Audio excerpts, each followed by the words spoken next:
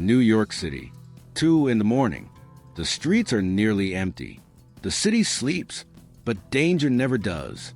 A yellow taxi moves through quiet roads. Inside, Ethan Carter grips the steering wheel, exhausted from his long shift. Just one last ride before heading home. Suddenly, a man in a dark hoodie steps onto the road, waving him down. Ethan hesitates. Something about this man feels off, but he stops anyway.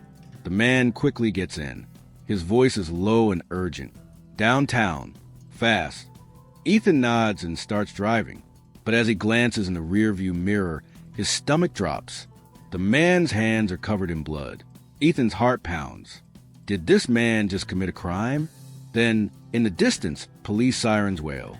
A crime has just happened, a brutal murder outside a high-end jewelry store. The police radio in Ethan's cab crackles to life. Suspect on foot, dark hoodie, armed. Approach with caution. Ethan grips the wheel tighter. His passenger matches the exact description. He considers saying something.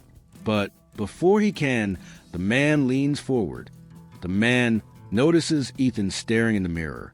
Slowly, he reaches into his pocket and pulls out a knife. Eyes on the road, driver. Ethan swallows hard.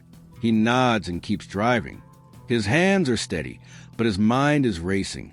Then, at the next red light, a police car stops right beside them. This is his chance.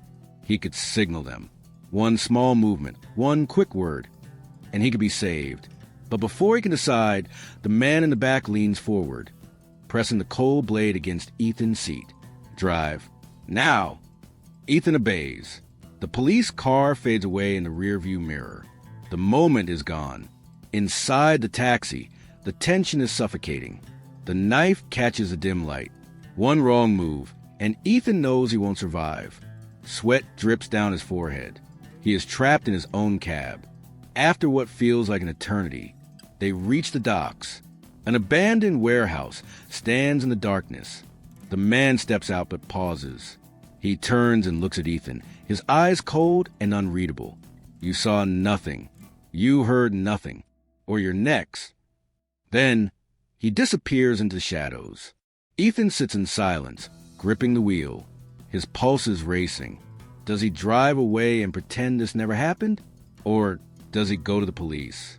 Minutes later, he makes his decision. He turns a cab around and speeds toward the nearest police station. Inside, he tells the officers everything. The man, the blood, the warehouse. The officers listen, but something isn't right. They exchange glances. One detective steps forward, slides a paper across the desk. A wanted poster. Ethan reaches for it, confused. Then his blood runs cold. The face on the poster isn't the man in the hoodie. It's him, Ethan Carter. The detective's voice is firm. Nice try, but we've been looking for you all night. Ethan stares in shock as handcuffs click around his wrists. No, it wasn't me. The guy in the hoodie set me up. But the officers don't listen. We found your fingerprints at the crime scene, the detective says. On the murder weapon, on the jewelry store counter, even on the cash register. Ethan's breath catches. None of it makes sense. Then it hits him. The real killer had planned this all along. As the officers drag him toward a holding cell, he looks out the station window. Across the street, in the shadows, stands a familiar figure. The man in the hoodie watches him for a moment. Then, with a slight smirk, he disappears into the night.